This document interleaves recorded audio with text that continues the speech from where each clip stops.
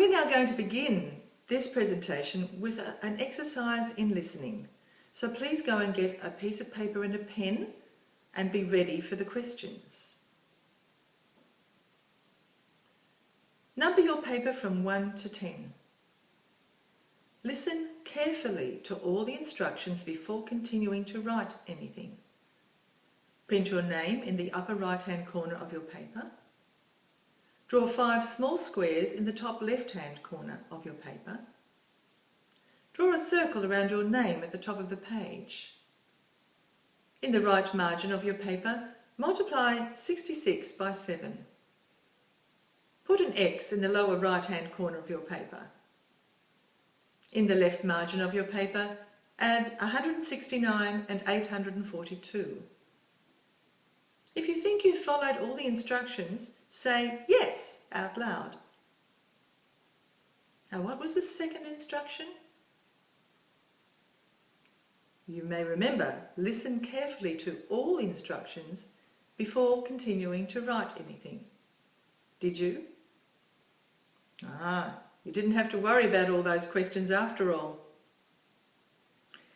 Did you know that 70% of communication time, things like meetings, phone calls, any interpersonal communication, we spend in listening? And yet, we put less time into training people to listen than to teach them how to speak or read or write. Imagine yourself giving a presentation to an audience that was busy finishing their homework or falling asleep or looking out the window and around the room. And then imagine yourself giving a presentation to an audience that is alert and actively listening to you. Which audience would you prefer? Modern research shows us that most people actually only listen with about 25% efficiency. Now, why is that? It's because people think that listening is a passive activity. They think it's up to the speaker to maintain communication. What we're going to discuss today is that active listening is a dynamic activity that can be learned. Most of us, you see, are so busy trying to get our own idea across that we don't really listen actively to the other person's ideas. But listening actively can make you a better speaker, a more productive person, more interesting and effective with your job and in your personal relationships. The same son I told you about before, who was afraid of heights, our Nick, he makes friends very easily. And why is that? Well, people think that Nick is very interesting to listen to. But in actual fact, Nick himself believes that he's failing if he's telling people too much about himself. And he much prefers to draw people out and ask them questions about themselves. People come away from a conversation with Nick thinking, what an interesting guy he is, not realizing that they find him interesting because he allows them to talk about themselves. In fact, he draws them out and makes them talk about themselves. See the slide here. The Chinese symbol to listen. Now this is very interesting. I don't know if any of you are Chinese, but I found it very interesting to find out what constitutes this Chinese symbol that means to listen. Now we're going to talk now about the difference between listening and hearing. Let's look at the listening ladder.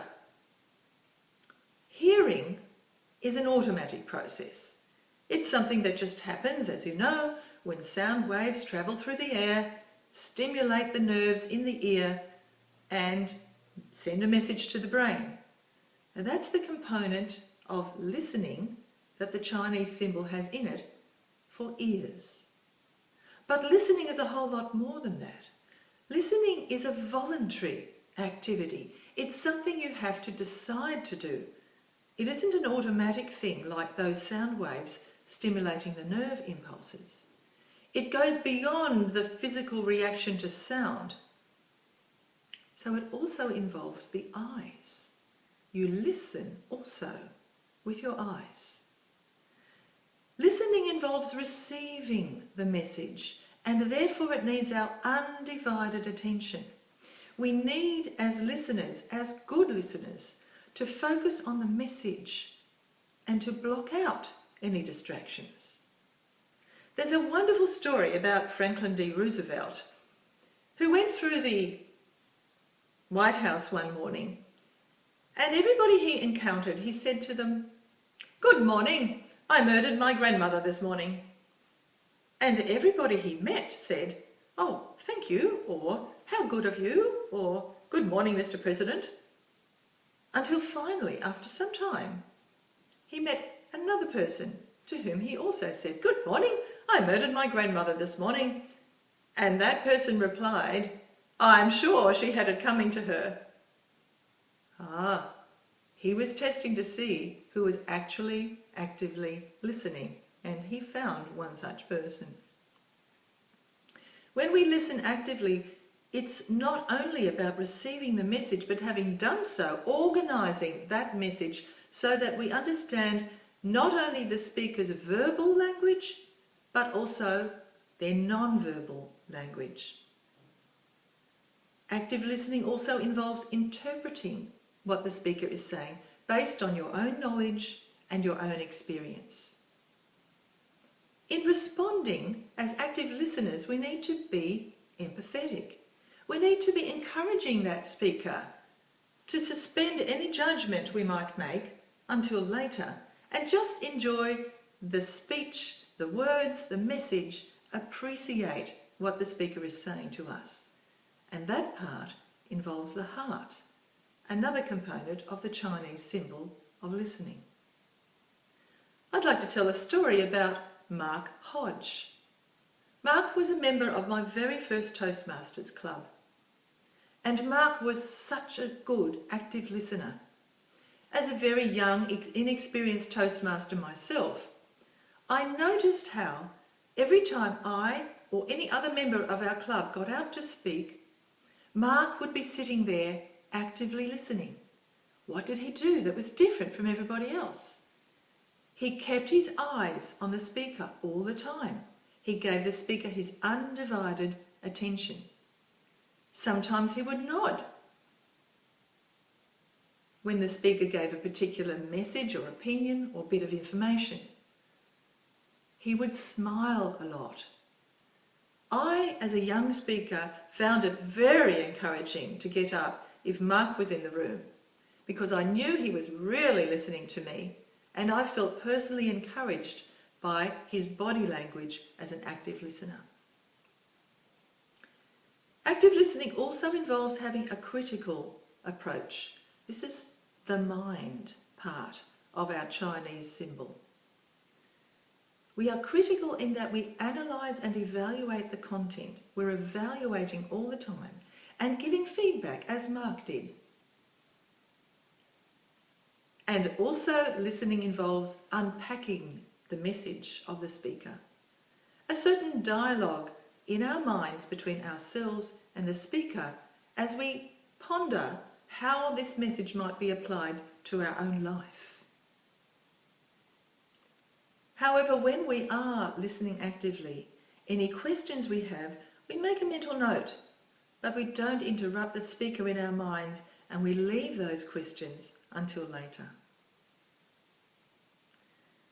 The listening ladder is a matter of the audience plus the speaker coming together in a teamwork in order to bring about meaning. And when that partnership between audience and speaker happens, then the speech can become truly transformative. And this is what you want. Let's talk a bit more about the benefits of listening well.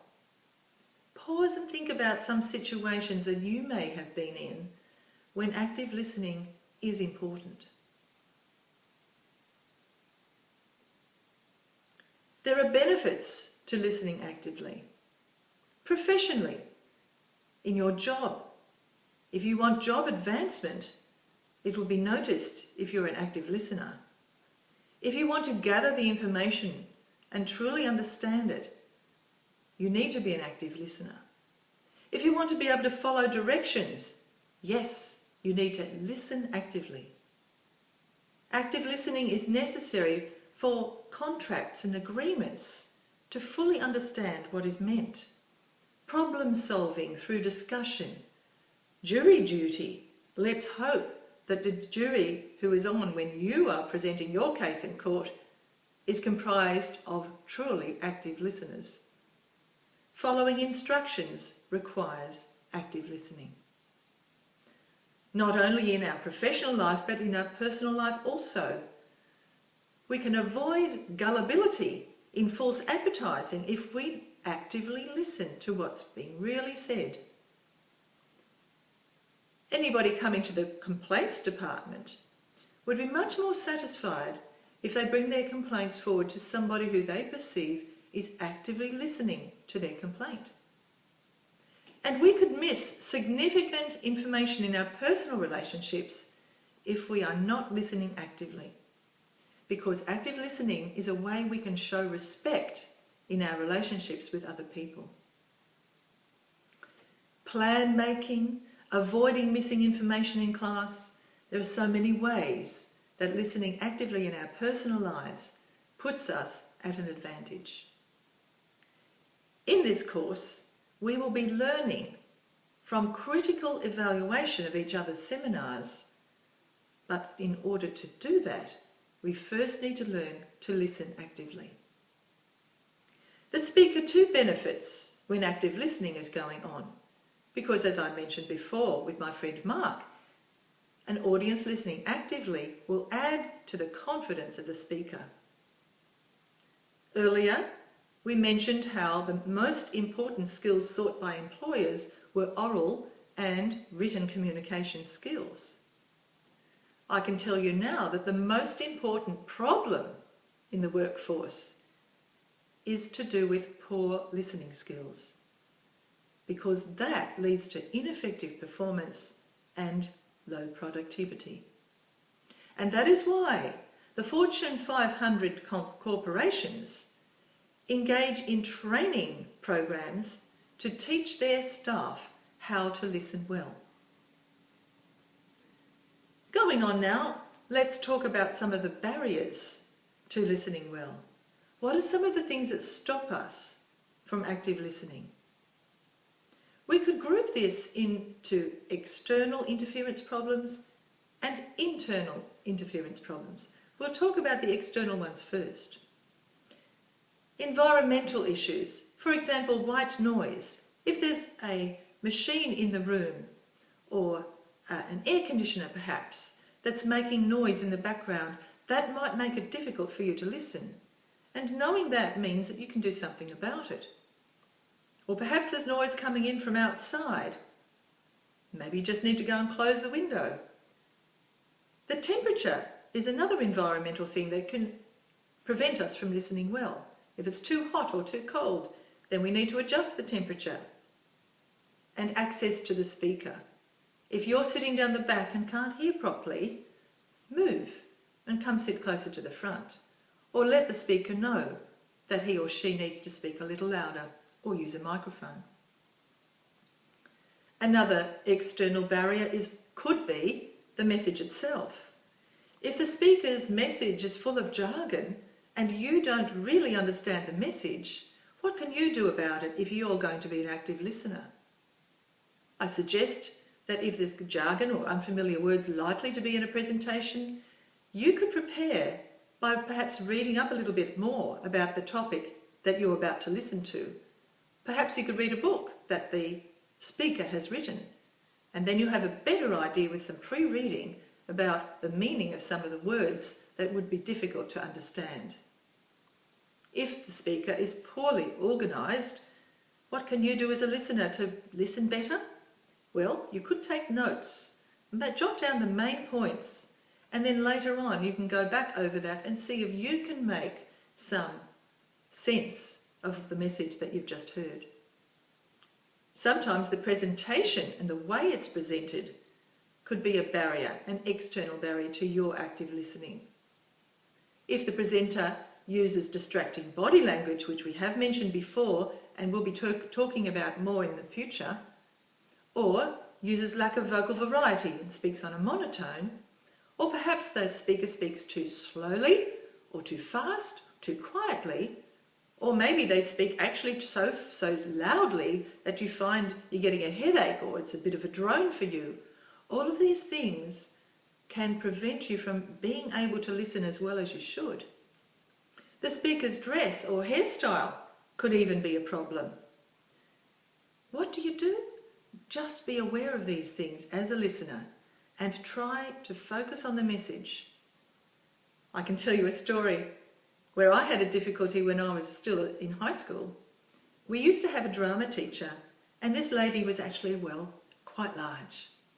But she was sensible. She knew that by wearing vertical stripes, she could look a little better. And that's what she did. But there was one particular dress that I found made it very difficult for me to listen into her message, and that was the one with the green and red close together stripes. My eyes just wobbled. I could not properly focus on this lady, and certainly her attire was very distracting to me, and I had to try not to look at her dress, but just to focus on her face, or look perhaps just to the side of her. All of these are external interference problems for our active listening. We'll talk now about internal interference problems. Personal things, personal concerns like being tired or hungry or worried or angry. If these things are going inside you, you need to put them aside and decide to worry later. Another internal problem could be your judgment of the speaker or the speaker's topic based on their delivery rather than the speech content itself. Or mentally interrupting the speaker, questioning a statistic they might have just presented, or arguing a point and disagreeing in your mind. If you spend too much time on that rather than just jotting it down and letting it go, you could actually miss the rest of the speaker's message, which might be worth listening to. Allowing your personal bias and prejudice of the speaker and their message will make you filter out some of the message and only hear one side of what the speaker is saying to you. If you assimilate what the speaker is saying to your own beliefs, you will hear only what you want to hear, and that's not good active listening. If you exaggerate in your mind the differences between yourself and the speaker's message, that will also prevent truly receiving the message. There may be trigger words that the speaker uses. For example, if I'm conducting a choir with young people and I want to talk about breathing, I would avoid the word diaphragm, because that could be a trigger word that might help them think of something completely different from what I'm actually talking about. If you are blind to the message because of your response to certain trigger words like perhaps freedom or democracy, progress, and that sends you on a tangent thinking, then that's not active listening. And people who think they already know everything that the speaker has to say also will prevent themselves from listening actively. Perhaps admit that there might be something extra the speaker has to tell you and decide to be objective and perhaps find value in listening and looking for something positive in the speaker's message. In this day and age, we have developed some very bad habits, already beginning with television. TV and so much of our multimedia experiences are fast and entertaining. We can speak 125 words a minute, but we can actually process information 500 words per minute. And so if things aren't going as fast as we used to, as listeners, we often tend to drift away. Sometimes as listeners, we pretend to be attentive when really we're not. We might be showing active attention, but in our minds, they might be far away thinking of something completely else. There are some students for whom fear of failure in their studies prevents them from listening actively. If I don't really listen, then how can I have heard the message? How can I be expected to do well in my tests? And so it's a good excuse to fail. There are actually people who think that way. Not you, of course. Another bad habit some of us have is to listen just for the facts. The first year students usually do this. A lecturer comes into the auditorium, first year students get out their pen and try to write everything down. The second year students know better. They jot down just the main ideas. And if you're too busy writing everything down, you might just miss all the body nuances. And what happens to the third year students? Well, I'd rather not say. The solutions to these bad habits are to listen to the main ideas, and by all means jot them down, just the main points. And in your mind, perhaps when you go back to your notes, paraphrase the overall message, or even at the end of the presentation. In yourself, if you can paraphrase the overall message, you're showing that you've been actively listening, especially if when you are listening, you're aiming to do that at the end. And also, do attend to the non-verbal cues.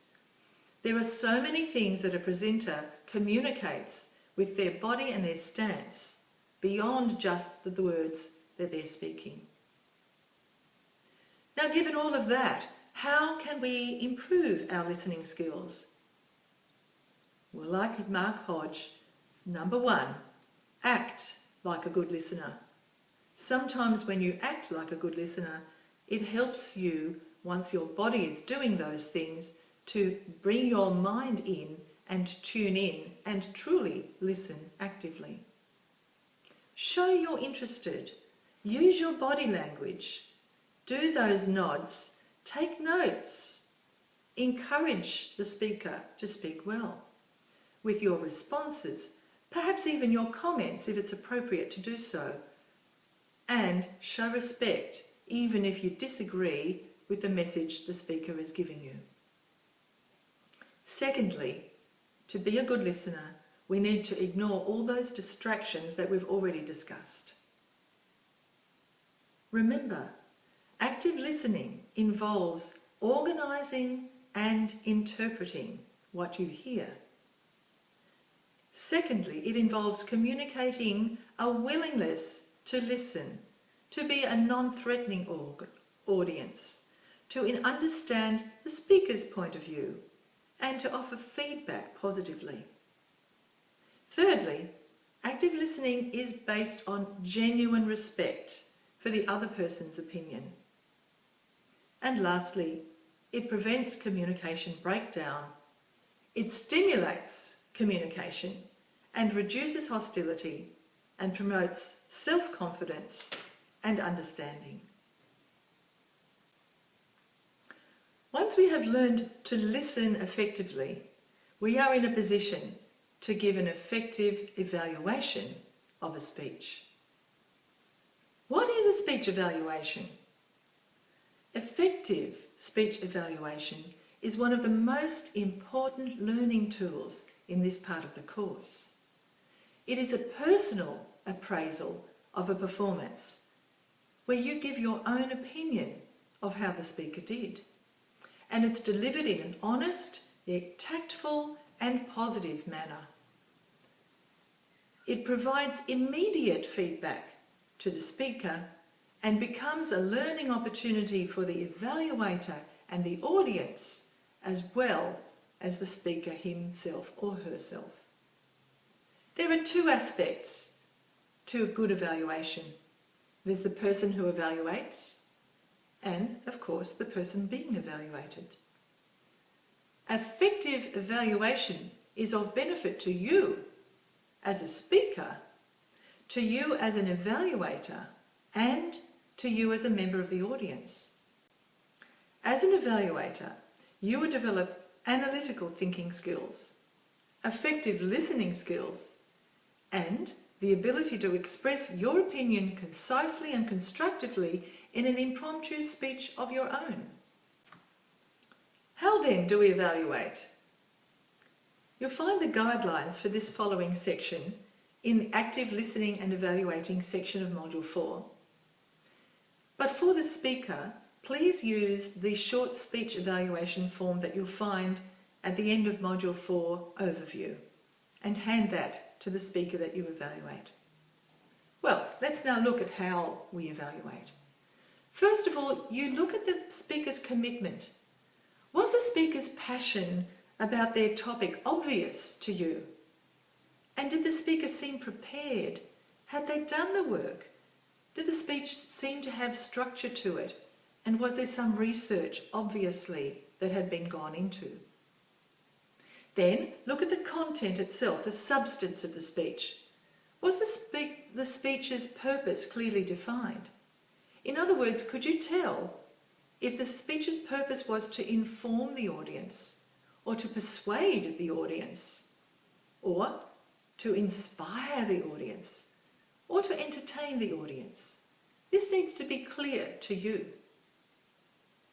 Was the speech well supported by research? And did the speaker use facts, testimonials, examples, and narratives to make the material of the speech clear to the audience? Was the structure clear? Do you think there was a strong, arousing introduction? You could begin by giving an example of the particular thing that the speech was going to be about, or a quote or a question, asking the audience a question, or some arresting fact, something that is strong that draws the attention of the audience immediately to the speaker. Following the introduction, was there a logically flowing body, the main part of the speech? In other words, could you see that there was an orderly progression of main ideas, each with supporting material? And then finally, was there a memorable conclusion where the speaker summarised the main points and gave the audience some kind of take-home message in a way that they are never going to forget? And did the use of facts, props and visual aids, etc., enhance or detract from the message of the speech? Next, we look at the language. Were sentences used that were simple and direct, or were they complicated and difficult for the audience to follow? Did the speaker use word pictures, concrete ideas that appeal to the senses of sight and smell and touch, maybe even taste? Was the language used compatible with this particular audience and with this particular speech? Did this language clarify or confuse? Did the speaker use correct grammar and pronunciation?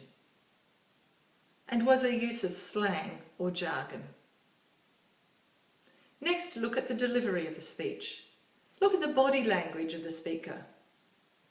Consider their appearance. Did they look professional and neat, or sloppy, as if they just walked in from doing the chores out in the garden? What about their gestures? Were the gestures natural, or were they distracting to the audience? And eye contact. Did the speaker hold the audience with the way they connected with each person with their eyes? The speaker's voice. Did it vary in volume and vary in tone and vary in pace or speed?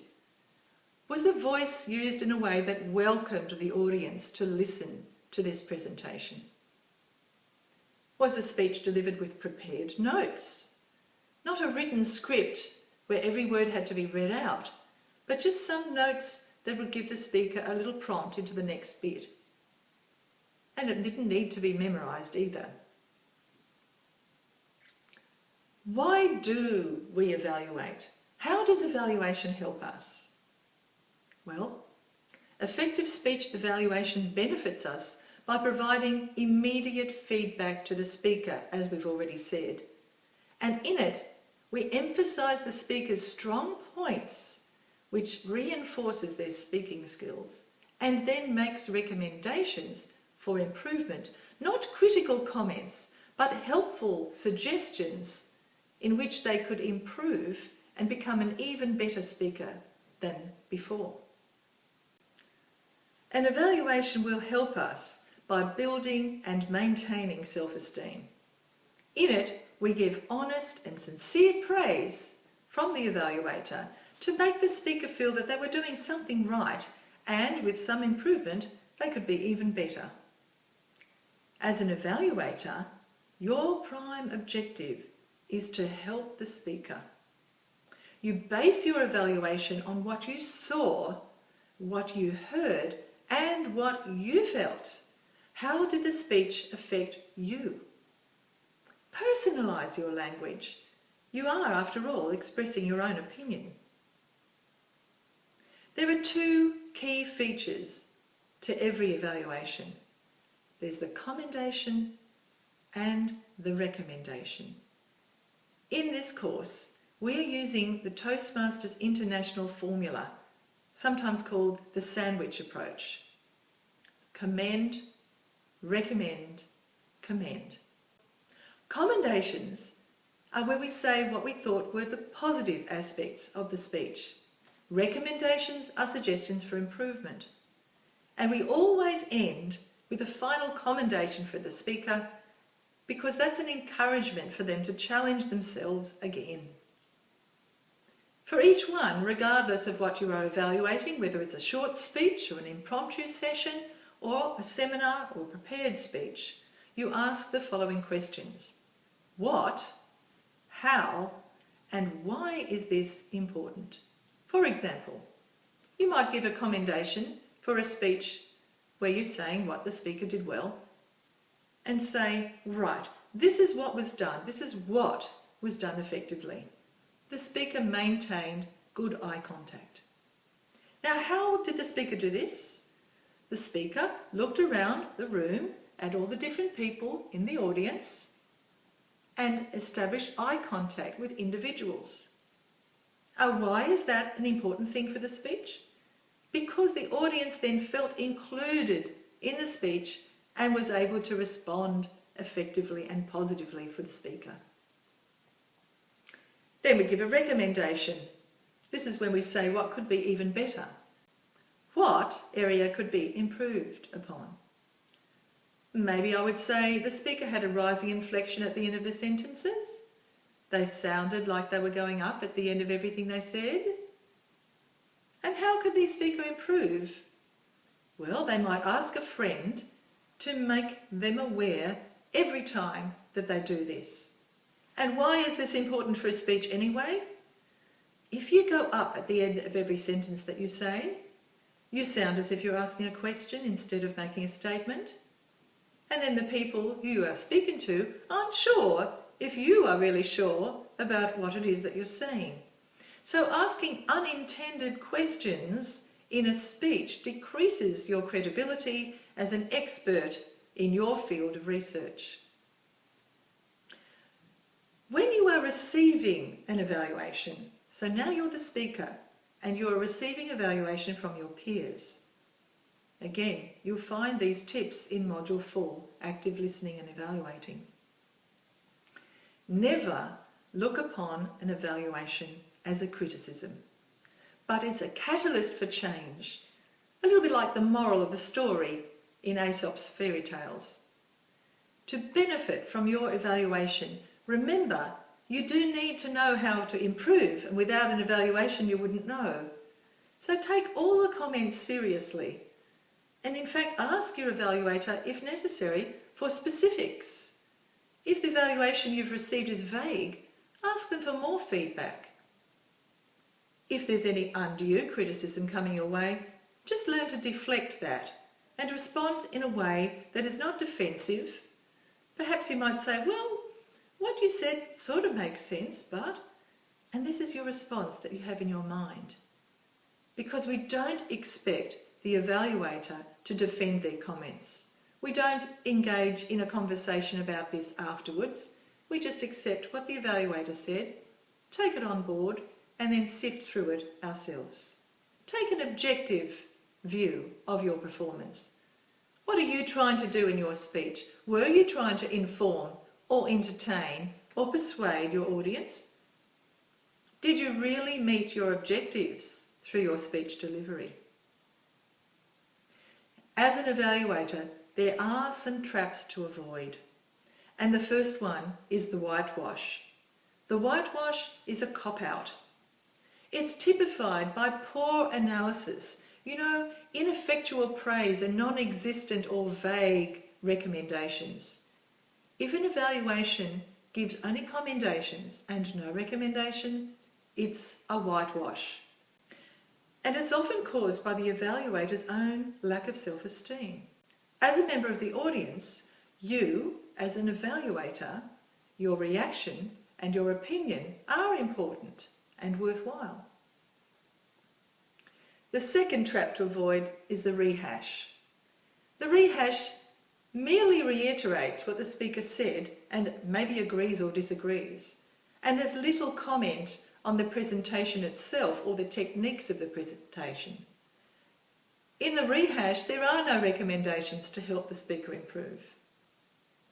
The evaluator's personal opinions and beliefs, they're not at issue here. That's not an important thing. The third trap to avoid is the critic. This is opposite to the whitewash. The critic gives outright criticism. For example, might say something like, "Good speakers don't move around so much when they speak." That's a critical remark. We avoid that. Or commendations negated by attaching a weakness. For example, "The speech was good, but you had too much information." When you're giving a commendation, avoid the word but. But negates the commendation. The critic doesn't offer any suggestions on how, when, or why to make any improvements. In fact, the critic destroys the speaker's sense of self-confidence. There is no benefit at all to the speaker or to the evaluator or to the audience when the critic gets up to evaluate. Effective speech evaluation is one of the most important learning tools of a speaker. It helps you to listen effectively, to practice your own speaking skills, to help others improve, and to avoid the fear of feedback in your own presentations. Now, in the coming weeks, we will have many opportunities to all learn from each other by active listening, forgiving and receiving the most effective speech evaluations we can, both for prepared speeches and impromptu speeches. At the end of this presentation, I ask you to review today's material in the Blackboard site so that you can be prepared to evaluate to motivate when you review 2 or more of your peers' presentations.